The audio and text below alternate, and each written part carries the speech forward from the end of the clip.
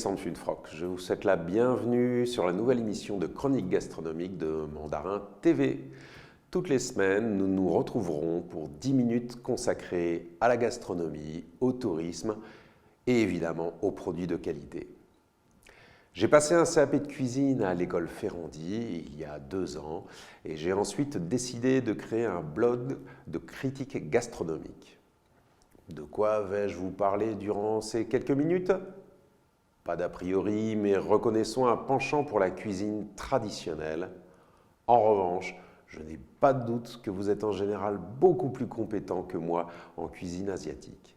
Donc je vais plutôt essayer de vous parler de toutes les cuisines du monde, mais surtout, et je le reconnais, de la française. Mais sous tous ces aspects, toutes ces influences.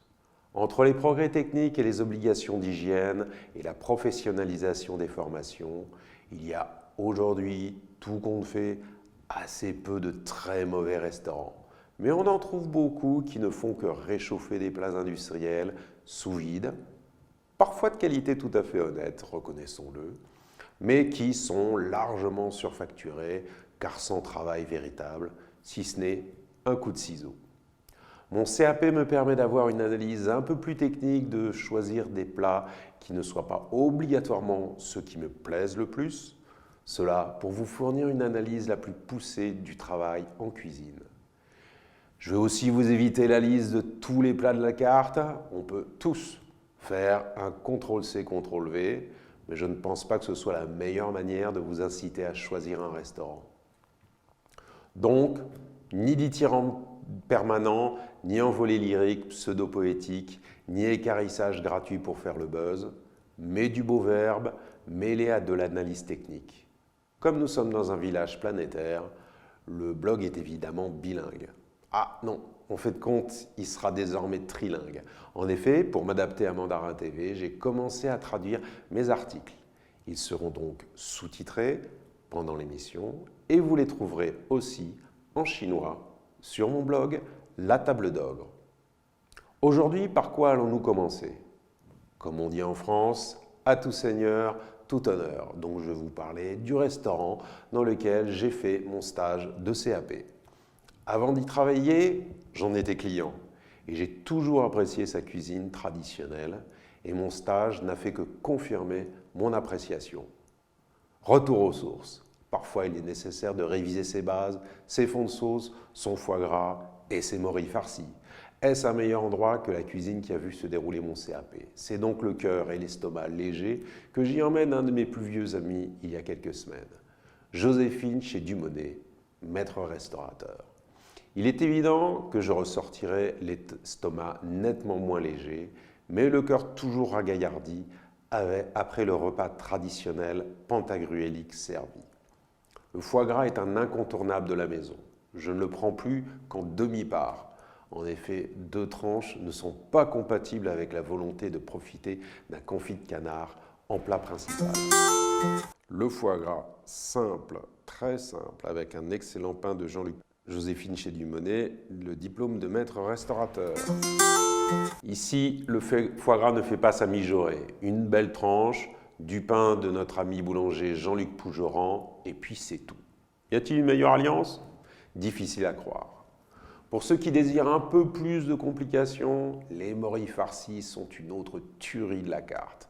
Sélection de morilles catégorie jumbo, c'est-à-dire les plus belles, grosses, farcies d'une chair à la recette officiellement secrète, mais dont on se doute bien qu'il y a un peu de foie gras. On recommence.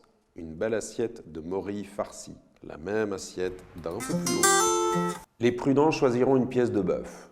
Les suicidaires la demanderont bien cuite. Votre réputation est désormais fichue dans l'établissement. Le fameux bœuf bourguignon avec ses tagliatelles. Une pièce de bœuf saignante, s'il vous plaît. Pièce de riz de veau avec 2 gousses d'ail confit. Les classiques se contenteront d'un bœuf bourguignon et ils seront contents.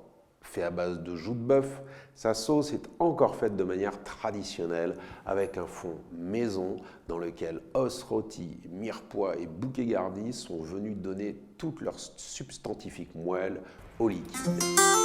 Confit de canard, pommes sarladaises. Le millefeuille pigeon me séduit non seulement pour son goût et sa cuisson rosée, mais aussi pour le millefeuille de pomme Maxime. C'est une préparation que j'ai toujours trouvée élégante. La cuisson au beurre et le croustillant final sont un plaisir raffiné. Le millefeuille pigeon, vu d'en haut, un bœuf bourguignon un petit peu entamé, avec sa fameuse pomme, son millefeuille de pomme Maxime. Un supplément salade. Plusieurs desserts qui tournent en fonction de l'inspiration du chef, mais le millefeuille et le soufflé au Grand Marnier ne sont pas prêts de disparaître de la carte. Le second a ma préférence, même si plus simple à réaliser que le premier. En effet, le millefeuille, géant, mais vraiment géant, est toujours réalisé avec une pâte feuilletée maison, ce qui devient de plus en plus rare à Paris. Amuse-bouche au petit pois, le millefeuille au Grand Marnier. Faut le manger vite, dans pas longtemps il va tomber. Le millefeuille, petite tartelette aux fraises saison, tartelette aux fraises encore. Bon, bah tout est dit, si ce n'est qu'évidemment tout ceci c'est fini aux petits alcools de derrière les fagots. J'y suis retourné fin mars pour un très beau dîner entouré de Michel de Matthéis, meilleur ouvrier de France et chef du Royal Palm à l'île Maurice, Jean-Luc Pougeran, l'un de nos très grands boulangers, Emmanuel Lorieux, Global Food Executive Chef chez Nestlé Professional, et l'exceptionnel Jacques Maximin qui nous a fait l'honneur de sa présence ce soir-là et qui m'a donné un cours sur les pommes Anna et les pommes Maxime. Ce soir, nous avons bu un vin de Bordeaux 1912, Louden, le château.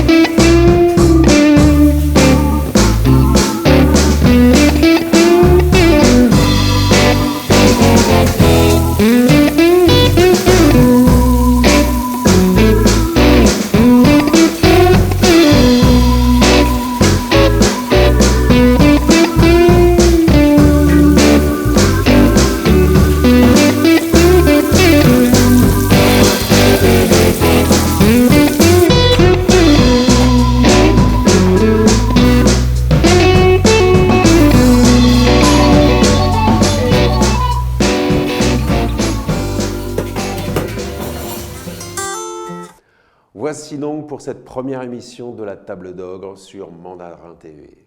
J'espère que vous avez apprécié ma recommandation, mais je suis aussi à l'écoute des vôtres. N'hésitez pas à me contacter, me laisser un message, me conseiller des établissements intéressants selon vous. Vous pouvez retrouver l'intégralité de mes articles sur mon blog ou via Facebook ou Instagram ou LinkedIn sous le nom de la Table d'Ogre, ainsi que WeChat. Je vous souhaite une très bonne journée, à bientôt pour de nouvelles chroniques gastronomiques. Bonjour chez vous.